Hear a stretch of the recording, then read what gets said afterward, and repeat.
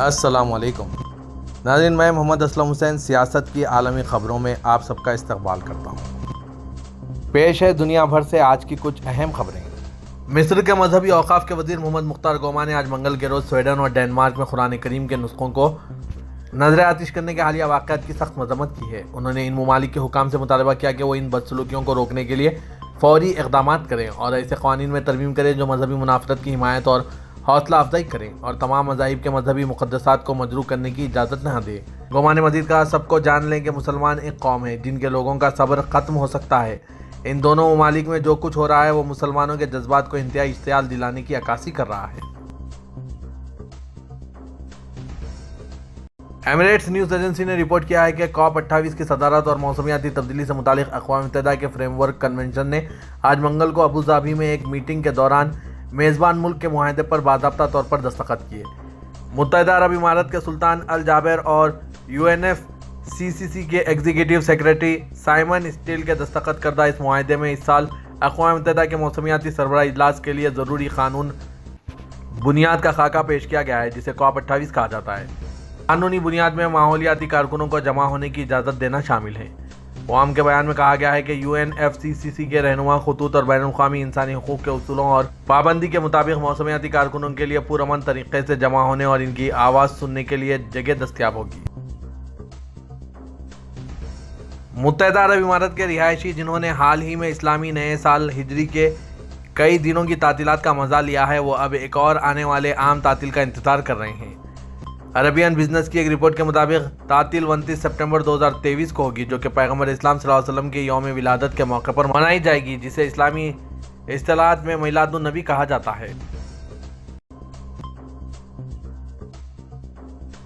سعودی کابینہ نے آج منگل کو ہوئے اجلاس میں نائجر کے صدر محمد حازوم کے خلاف گزشتہ ہفتے ہوئی بغاوت کو مسترد کیا ہے۔ اجلاس میں نائجر کے قومی مفادات کو ترجیح دینے، فوجی کشیدگی کو روکنے کے لیے مملکت کے مطالبے کو دہرایا گیا۔ سرکاری خبررساں NCSPA کے مطابق کابینہ کا اجلاس آج منگل کو جدہ کے قصر السلام میں شاہ سلمان بن عبدالعزیز کی صدارت میں منعقد ہوا۔ اجلاس میں گزشتہ دنوں متعدد ممالک کے ساتھ سعودی قیادت کے مذاکرات کے حوالے سے رپورٹ پیش کی گئی۔ سوڈان، نیجر اور علاقائی و بین الاقوامی صورتحال کے حوالے سے متعدد رپورٹس پیش کی گئی۔ مسلم وزرائے خارجہ کے اس ہنگامی ورچوئل اجلاس کی قراردادوں کا بھی جائزہ لیا گیا، جس میں سویڈن اور ڈنمارک میں قرآن پاک کی بار بار بے حرمتی پر بحث کی گئی تھی۔ مسجد حرم مکہ مکرمہ میں غسل کعبہ کی رسم چہارشنبہ 2 اگست 2023 15 محرم 1445 ہجری کو ادا کی جائے گی۔ شاہ سلمان بن عبدالعزیز کی نیابت نائب گورنر مکہ مکرمہ شہزادہ بدر بن سلطان کریں گے۔ سرکاری خبررساں NCSPA کے مطابق غسل کعبہ کی رسم میں متعدد وزراء، اعلیٰ عہدیدار، عوامی وفود اور زائرین شریک ہوں گے۔ غسل کعبہ کی رسم سعودی قائدین مملکت کے قیام کے وقت سے ادا کر رہے ہیں۔ ہائی مملکت شاہ عبدالعزیز اپنے عہدے میں غسل کعبہ کی رسم ادا کرتے تھے۔ ان کے بعد ان کے حکمراں بیٹے شاہ سلمان بن عبدالعزیز تک اس کی پابندی کر رہے ہیں۔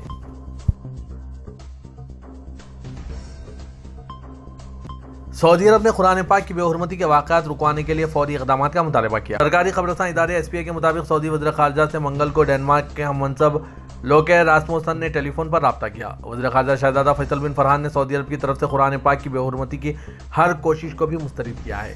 سعودی وزیر خارجہ نے مملکت کے اس مطالبے کو دہرایا کہ آسمانی کتابوں کے تقدس کو پامال کرنے کی کارروائیاں فوری طور پر رکوائی جائیں، جو مسلمانان عالم کے جذبات کو مشتعل کرنے کی کوشش کر رہے ہیں۔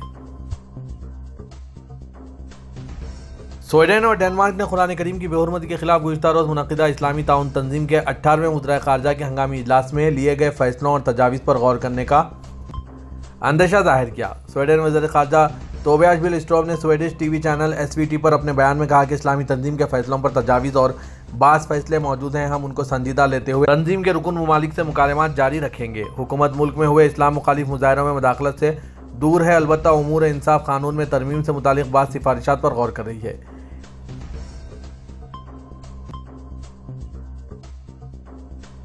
پاکستانی حکومت نے آن لائن اور آف لائن پاسپورٹ رینیو کروانے کی فیس میں اضافہ کر دیا ہے۔ پاکستانی میڈیا کے مطابق نارمل پاسپورٹ کو رینیول کرانے کے لیے شہریوں کو اب 1000 روپے اضافی فیس دینی ہوگی۔ حالیہ اضافے کے بعد نارمل پاسپورٹ رینیو کروانے کی فیس میں بھی 1000 روپے کا اضافہ کیا گیا ہے، جس کے بعد اس کی فیس 5000 سے بڑھ کر 6000 ہو گئی ہے۔ اس فیس کا اطلاق آن لائن اور آف لائن دونوں طریقوں سے پاسپورٹ رینیو کروانے پر ہوگا۔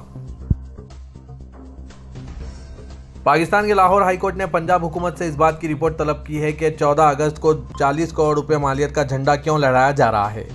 अदालत ने एक शहरी की दरख्वास्त पर पंजाब हुकूमत को नोटिस जारी किया है। शहरी आमिर सिकंदर की जानिब से अदालत में दरख्वास्त दायर की गई थी कि हुकूमत इस 14 अगस्त को लाहौर के लिबर्टी चौक में एक बहुत बड़े साइज़ का झंडा लहराया जाने वाला है, जिस पर 40 करोड़ रुपए की लागत आई। उन्होंने अपनी दरख्वास्त मौक़िफ़ इख्तियार किया है कि निगरान हुकूमत की जानिब से ख़जाने की रकम का इस तरीके से इस्तेमाल गैर कानूनी है। दरख्वास्त गुजार के वकील ज़ीशान गनी ने मीडिया से बात करते हुए बताया कि पाकिस्तान हाल ही में डिफ़ॉल्ट से बचा है और मुल्क की मुआशी हालत दुरुस्त नहीं है। पेट्रोल और बिजली की कीमतें आसमान से बातें कर रही है। ऐसे में ऐसे इक़दाम करना जिसमें कौमी ख़जाने का बेदरीग इस्तेमाल हो रहा हो, किसी सूरत दुरुस्त नहीं है। गैर कानूनी तौर पर हिंदुस्तान में दाखिल हुई पाकिस्तानी शहरी सीमा हैदर की तरह अब फेसबुक फ्रेंड से शादी करने पाकिस्तान गई हिंदुस्तानी खातून अंजू की भी खुफिया एजेंसियों ने तहकीकात शुरू कर दी है। इंटेलिजेंस और सिक्योरिटी एजेंसियों का ख्याल है कि अंजू के केस में कई सतहों पर कानून की खिलाफ वर्जी हुई है और पाकिस्तान में इसे जो शानदार इस्तकबाल मिला है वो पूरी तरह से स्पॉन्सर होता नजर आ रहा है।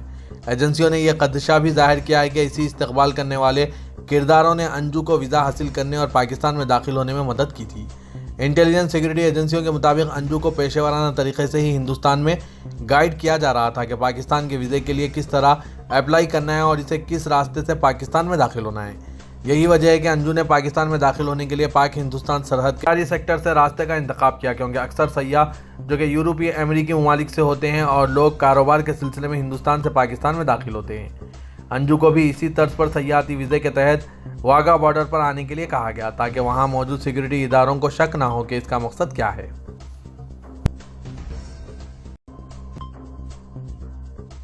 पाकिस्तानी खातून सीमा हैदर और भारतीय नौजवान सचिन के मामले पर उत्तर प्रदेश के वज़ीर आला योगी आदित्यनाथ ने पहली बार अपने रद्दमल का इजहार किया। इस दौरान उन्होंने भारतीय लड़की अंजू के पाकिस्तान जाने के बारे में सवाल का भी जवाब दिया। खबरसां एजेंसी ANI को दिए गए इंटरव्यू में सीमा और सचिन के मामले पर उत्तर प्रदेश के वज़ीर आला योगी ने कहा कि सिक्योरिटी एजेंसियां इसको देख रही है, सिक्योरिटी इदारों की रिपोर्ट्स की बुनियाद पर गौर करेंगे।